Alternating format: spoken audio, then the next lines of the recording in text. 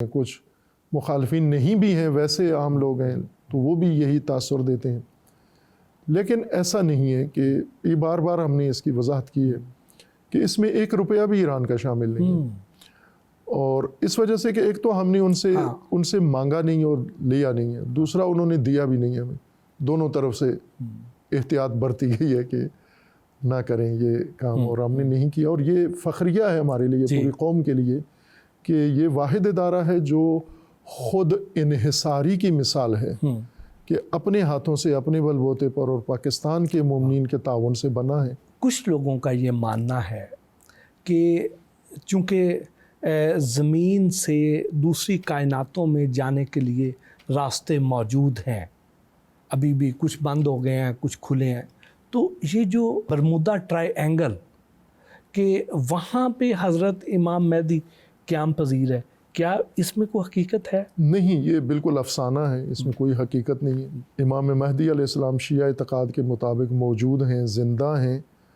اور انہی لوگوں کے اندر ہی ہیں، یوں نہیں کہ آسمانوں میں ہیں یا کسی متروکہ سرزمین پر، لوگوں کے اندر ہیں، لیکن ان کی پہچان کوئی نہیں کر سکتا۔ یہ جو برموڈا ٹرائنگل کا ہے، چونکہ برموڈا میں کچھ غیر طبعی حادثات ہوئے ہیں، کشتیاں، جہاز ڈوبے ہیں، وہ تو سمندر ہے، سمندر میں تو نہیں ہے امام مہدی علیہ السلام، اور نہ ہی اور جگہ جو متعین کی جاتی ہیں وہاں پر ہیں۔ روایات میں ہے کہ وہ عام لوگوں کے اندر ہیں، لیکن لوگ ان کو پہچان نہیں پاتے۔ حج میں ہوتے ہیں، ہر حج میں امام مہدی ہر حج میں حاضر، اور لوگ انہیں تشخیص نہیں دے پاتے، پہچان نہیں پاتے۔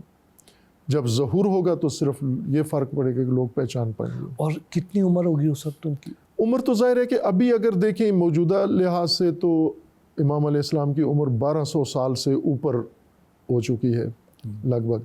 کیا ہم اس وقت آخری دور میں داخل ہو چکے ہیں؟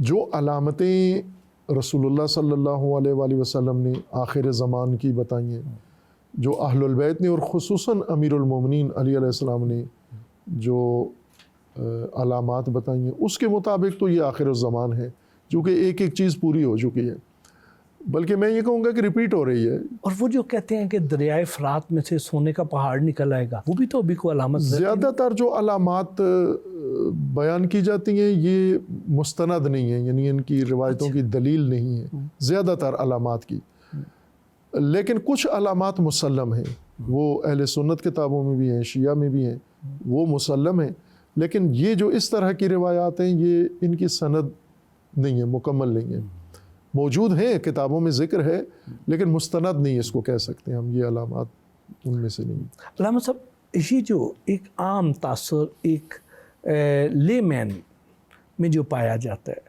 وہ یہ کہتے ہیں کہ اہل تشیع کا کلمہ فرق ہے اور سنی حضرات کا کلمہ فرق ہے، اس میں کس حد تک صداقت؟ دیکھیں، کلمہ تو بنیادی طور پر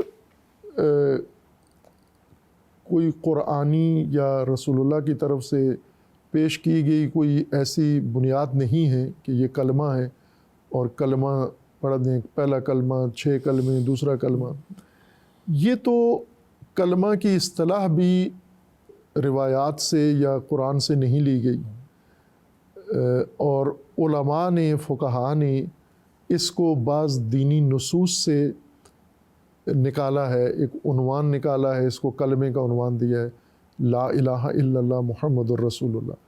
یہ بنیادی طور پہ شہادت ہے، جو قرآنی اصطلاح ہے، رسول اللہ کی اصطلاح ہے کہ آپ نے شہادتین پیش کرنی ہے، اللہ کی وحدانیت کی گواہی اور رسول اللہ کی رسالت کی گواہی۔ تو اس کو ہمارے علماء نے کلمہ کا نام دے دیا ہے، لیکن یہ کلمہ دین کے منابع سے نہیں یہ اصطلاح اس کے لیے استعمال ہوئی، وہ شہادت ہے۔ مثلا جیسے انسان کو مسلمان ہونا ہے تو ہم کہتے ہیں کلمہ پڑھے، لیکن قرآن کہتے ہیں کہ شہادت ادا کرے۔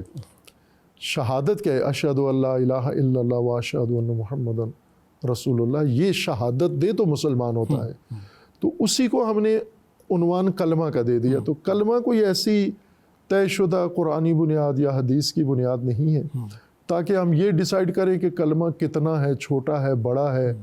اصل شہادتیں ہیں کہ آپ کو شہادتیں دینی ہیں۔ اب شیعہ اعتقاد کے مطابق شہادتیں 3 بنتی ہیں، اہل سنت کہتے ہیں صرف 2 ہی ہیں۔ اہل سنت کے یہاں توحید کی شہادت انسان دے اور رسول اللہ کی رسالت و خاتمیت کی شہادت دے تو دین مکمل ہے، ایمان مکمل ہو جاتا ہے۔ شیعہ کہتے ہیں کہ امیر المومنین علی علیہ السلام کی ولایت کی بھی شہادت دینی ہے آپ نے۔ تو یہ فرق ہے شہادتوں میں کہ 3 شہادتیں ہیں یا 2 شہادتیں ہیں۔ البتہ مسلمان ہونے کے لیے شیعہ بھی یہی کہتے ہیں کہ وہ 2 شہادتیں کافی ہیں، مسلمان ہو جاتا ہے، لیکن شیعہ کا یہ اعتقاد ہے کہ مومن ہونے کے لیے تیسری شہادت ضروری ہے، ولایت امیر المومنین کی۔ اور اسی طرح ہی یہ جو کہا جاتا ہے کہ سنی حضرات یا خواتین انہوں نے 5 نمازیں پڑھنی ہوتی ہیں اور اہل تشیع 3 نمازیں پڑھتے ہیں، اس میں کس حد تک صداقت ہے؟ جی ہاں، یہ بھی ایک غلط فہمی ہے۔ نمازیں شیعہ کے ہاں بھی 5 ہیں، سنی کے ہاں بھی 5 ہیں۔ شیعہ بھی جو پڑھتے ہیں 5 ہی پڑھتے ہیں، جو نہیں پڑھتے 5 نہیں پڑھتے، نہ کہ 3 پڑھتے ہیں، وہ کوئی بھی نہیں پڑھتے۔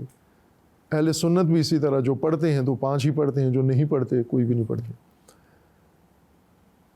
یہ جو 3 اور 5 والا مسئلہ ہے، یہ ہے کہ شیعہ کے ہاں یہ جواز موجود ہے کہ آپ 2 نمازوں کو اکٹھا ایک ٹائم پہ پڑھ سکتے ہیں، جمع کر سکتے ہو، جمع بین الصلاتین، کہ مغرب و عشاء اور ظہر و عصر ان کو ملا کے پڑھ سکتے ہو۔ اہل سنت کے ہاں یہ ہے کہ یہ نہیں پڑھ سکتے آپ ملا کے، ان کو اپنے اپنے وقت میں پڑھیں آپ، ظہر کو ظہر کے وقت میں، عصر کو عصر کے وقت میں، مغرب کے وقت میں، عشاء کے وقت میں۔ بنیادی طور پر حکم شیعہ کے ہاں بھی یہی ہے کہ 5 نمازیں ہیں اور 5 نمازوں کے 5 اوقات ہیں، اور ہر نماز کو اپنے وقت میں پڑھا جائے۔ رسول اللہ بھی ہر نماز اپنے وقت میں پڑھتے تھے، ائمہ بھی، علی علیہ السلام بھی، دیگر ائمہ یا طاہر، امام صادق علیہ السلام، تمام ائمہ ہر نماز کو اپنے وقت میں پڑھتے تھے۔ لیکن بعض اوقات ضرورت کی وجہ سے یا بعض اوقات بلا ضرورت، کوئی مجبوری بھی نہیں ہے، ملا کے بھی پڑھ لیتے تھے۔ ملا کے پڑھنا جائز ہے، اگر کوئی پڑھنا چاہے تو جائز ہے۔ تو یہ شیعہ جواز سے استفادہ کرتے ہیں اور پکے ہو گئے ہیں کہ ہم نے ملا کر ہی پڑھنی ہے۔ میرے ایک دوست ہیں، وہ ہیں تو شیعہ، لیکن جب رمضان المبارک آتا ہے تو اس میں سنی ہو جاتا ہے، اچھا، تاکہ وہ جلدی روزہ کھول لیں۔ ہاں، روزہ کھولنے کی چھوٹ باہر جس طرف مشکل پیش آئے تو آدمی باؤنڈری پہ رہے، جہاں سہولت ہو ادھر چلا جائے انسان۔ اچھا، اور کیا کوئی قرآن پاک کے سپاروں کا بھی کوئی فرق ہے؟ یہ ان غلط فہمیوں میں سے ہے جو پھیلائی گئی ہیں جان بوجھ کے تشیع کے بارے میں۔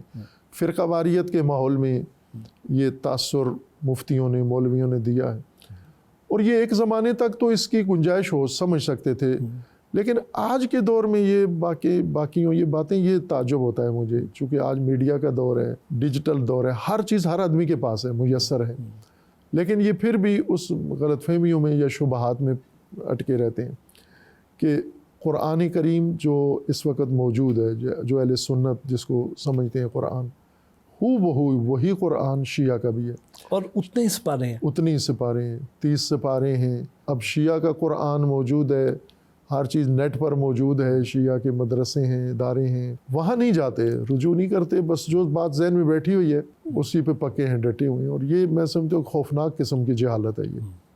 اور کیا میت کو غسل دینے کا طریقہ بھی کوئی فرق ہے؟ بالکل ایک طریقہ ہے، ایک طریقہ، بالکل سیم طریقہ ہے۔ 3 پانی سے غسل دیں، سادہ پانی سے غسل دیں، سدر کے پانی سے غسل دیں، اور کافور کے پانی سے غسل دیں، ہر چیز سیم ہے۔ کفن بھی ایک جیسا ہے۔ جنازے میں تھوڑا فرق ہے کہ جنازے میں تکبیرات جو پڑھی جاتی ہیں وہ عدد میں فرق ہے اور دعاؤں میں بھی تھوڑا سا فرق ہے، لیکن جنازے میں چونکہ چھوٹ ہے کہ آپ دعا یہ کرنی ہوتی ہے، نماز جنازہ میں اس کو نماز کہتے ہیں، ویسے وہ ہے دعا ہے ساری، رکوع سجود نہیں ہے اس کے اندر، تو وہ بھی ملتا جلتا ہے، کوئی زیادہ فرق نہیں ہے۔ بہت بہت شکریہ علامہ صاحب، آپ کے ساتھ سارا دن گزارا، بہت کچھ سیکھنے کا موقع ملا، بہت اچھی یادیں لے کے جا رہے ہیں۔ جزاک اللہ۔